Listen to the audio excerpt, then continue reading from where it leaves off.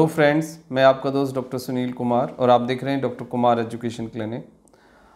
कुछ समय से लोगों को खांसी, जुखाम, गले में दर्द, बुखार, ब्रीथिंग डिफ़िकल्टी, कंजेशन, कफिंग ये सब चल रहा है और लोग काफ़ी परेशान हैं, कंफ्यूज हैं और बहुत सारे लोग कुछ बेसिक गलतियां भी कर रहे हैं।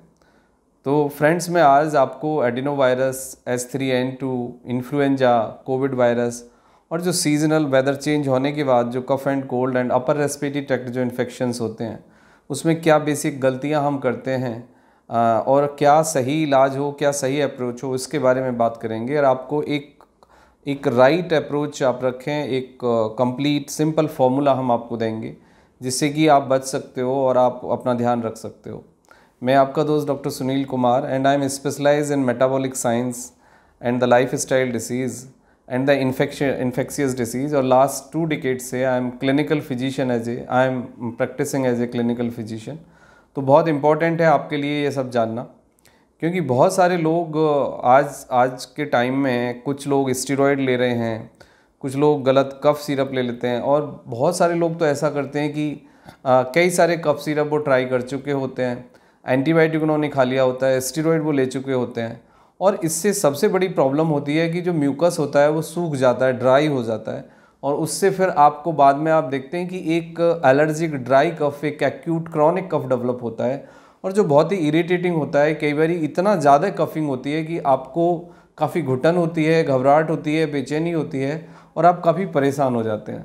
तो सबसे पहली बात तो ये है कि यदि आपको खांसी है, बुखार है, जुखाम है, गले में दर्द है या फिर और कोई इन्फेक्शन है जो कि फ़ीवर के साथ आपको आ रहा है, इसमें जनरली 1 से 2 बार 24 घंटे में आपको फ़ीवर आएगा और फीवर के साथ साथ आपको मल्टीपल जॉइंट पेन होगा, आपको ठंड लगेगी और ये सीजनल फ्लू आजकल है। देखो, adeno virus most probably 5 year और मोर देन 50 ईयर यानी 5 साल से कम उम्र के बच्चे और जो लोग 50 प्लस हैं उनको हिट करता है एडिनो वायरस। और इसमें ये देखा गया है कि यंग एज में ये बहुत ज़्यादा नहीं इफ़ेक्टिव है। दूसरा, H3N2 इन्फ्लुएंजा के कुछ केसेस अभी हुए हैं, तो 2 केसेस जो हैं, जो 2 डेथ हुई हैं, उसमें एक इंसान 80 प्लस था और दूसरा इंसान 50 प्लस था और एक इंसान ने कीमो ली थी, उसको पहले कैंसर हुआ था और दूसरे इंसान को ब्रोंकाइटिस था यानी कि लंग्स ब्रोंकल अस्थमा था। तो ये दोनों ही लोग इम्यूनिटी कंप्रोमाइज थे जिनकी कि इन्फ्लुएंजा में H3N2 से जान गई है। अब मैं आपको एक सीधी सी बात बताना चाहता हूँ कि एडिनो वायरस हो या H3N2 हो या फिर कोविड हो, इसमें 99% लोग विद ए नॉर्मल ट्रीटमेंट बिल्कुल रिकवर कर जाते हैं और 1% लोग ही ऐसे होते हैं जिन्हें की ब्रीथिंग डिफ़िकल्टी होती है और जिन्हें हॉस्पिटलाइज करने की आवश्यकता होती है। यानी कि आपको ब्रीथिंग डिफ़िकल्टी यदि बहुत ज़्यादा है तो आपको इमीडिएटली डॉक्टर्स के पास जाना चाहिए, हॉस्पिटलाइज होना चाहिए, फिर आपको एक स्पेशलाइज्ड ट्रीटमेंट की ज़रूरत है। यदि आपको खांसी है, बुखार है, गले में दर्द है और आपको रेस्पिरेटरी इन्फेक्शन है फीवर के साथ, जॉइंट पेन के साथ, तो पैरासीटामोल आप लीजिए 3 टाइम्स, अच्छे से हल्का गर्म पानी पीजिए, सूप पीजिए, गार्गिल करिए। और यदि आपको खांसी है तो फिर आप कोई एंटी एलर्जिक ले लीजिए। एंटी एलर्जिक कफ सिरप भी आप ले सकते हैं और एंटी एलर्जिक टैबलेट भी आप ले सकते हैं।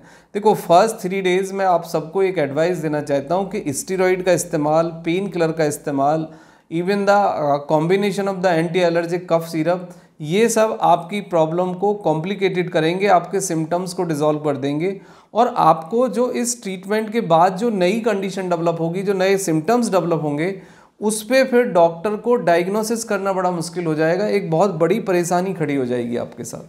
तो ये आपको बिल्कुल भी नहीं करना है।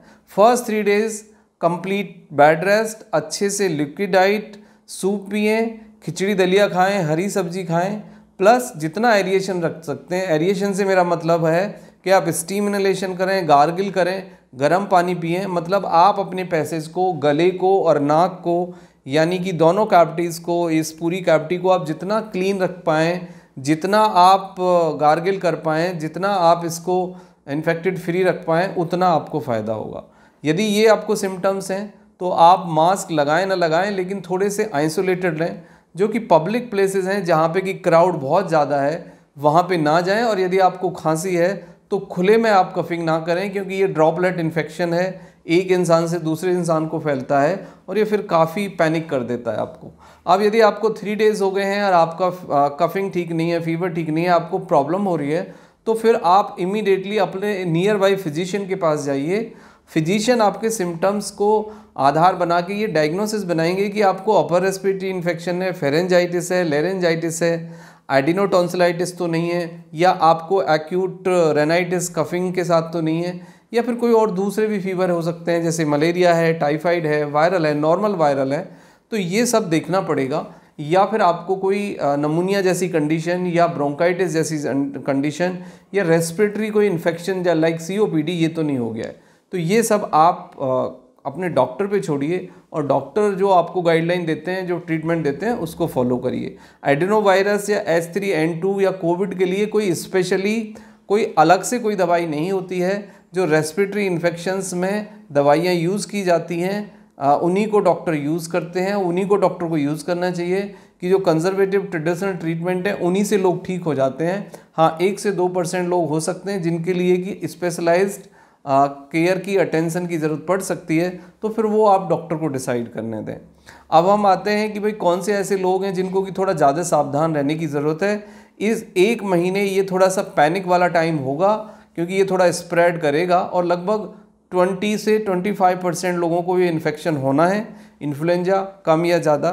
तो जो 5 साल से कम उम्र वाले बच्चे एंड मोर देन 50 जो 50 से ऊपर हैं और इम्यूनो यानी कंप्रोमाइज़ हैं, कि डायबिटीज़ है, किडनी की प्रॉब्लम है, फैटी लिवर है, ओबेसिटी है, ब्रोंकाइटिस है, या फिर कोई थायराइड जैसी समस्या है, या मल्टीपल जॉइंट पेन है, तो ये सब लोग जो होते हैं इनकी इम्यूनिटी जो है ना काफ़ी कंप्रोमाइज़ रहती है। या फिर आपको कोई लंबी बीमारी का आपने ट्रीटमेंट लिया है, आपने कीमो लिया है, उसके बाद आप रिकवर कर रहे हैं, तो फिर थोड़ा सा आपको बचने की आवश्यकता है। बट सेम टाइम बचने के साथ साथ आप अच्छे से लिक्विड लें, सूप पिएँ, गर्म पानी पिएँ, हरी सब्जी खाएँ, अच्छा प्रोटीन डाइट लें and the make sure sufficient sleep. तो इससे फिर आप बच सकते हैं और दूसरे लोगों को भी बचा सकते हैं। लेकिन आपको खांसी है, बुखार है और आपको हेडेक है और आपको ब्रीथिंग डिफ़िकल्टी है और आपको ये प्रॉब्लम 3 डेज़ से ज़्यादा हो गई है, तो इमीडिएटली आप डिले ना करें, अपने नियर बाई फिजिशियन को इमीडिएटली संपर्क करें। और आपको नॉर्मल ट्रीटमेंट से यदि ब्रीथिंग डिफ़िकल्टी ठीक नहीं हो रही है, तो फिर आप इमीडिएटली हॉस्पिटल में हॉस्पिटलाइज हों और वहाँ से फिर आप अपना ट्रीटमेंट लें। Thank you very much and take care yourself.